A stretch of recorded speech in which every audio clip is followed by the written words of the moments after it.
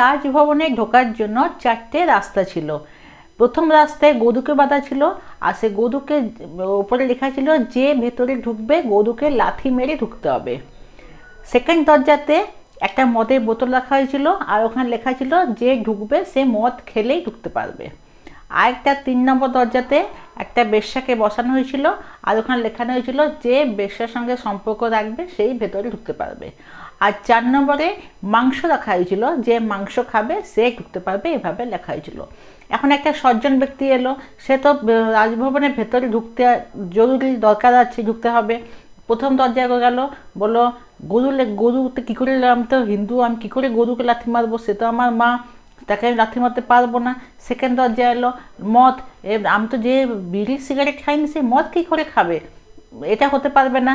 চলে থার্ড দরজায় মাংস খাওয়া পাপ, আমি তো মাংস খেতে পারবো না, আমি কোনোদিন মাংস খাইনি, আমি ব্রাহ্মণ লোক কী করে মাংস খাবো, মাংস খেতে পারবো না, মাংস খাওয়া পাপ। 4 নম্বরে গেল একটা মেয়ে, এই মেয়েটা তো আমার মেয়ের সমান, কী করে ওর সঙ্গে সম্পর্ক বানাবো।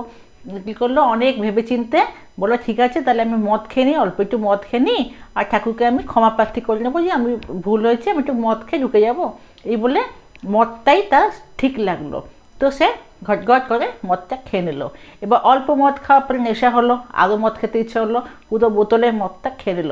এবার মদটা শেষ হওয়ার পরে মুখে চটপটা খেতে ইচ্ছা হলো, গিয়ে মাংসর কাছে গেল, মাংস খেয়ে নিল।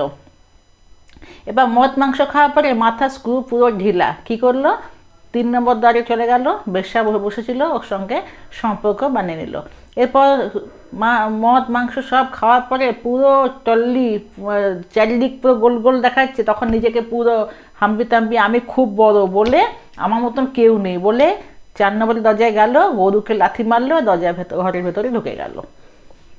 তো মদটা এখন দেখো, একটা মদের জন্য সে সবগুলো খারাপ কাজ করলো যেগুলো সে কোনোদিন করেনি বা করতেও চায়নি। তাই মদকে এত ছোট ভেবো না, মদ এমন একটা বিষ যে কখন তোমার প্রথমে মনোরঞ্জন করবে, তারপরে অভ্যাস হবে, আর অভ্যাসের সাথে সাথে কখন তোমার ঘর সুখ শান্তি পরিবার সবকে খেয়ে যাবে তুমি জানতেও পারবে না। তাই মদের মতন এই বিষের থেকে দূরে থেকো।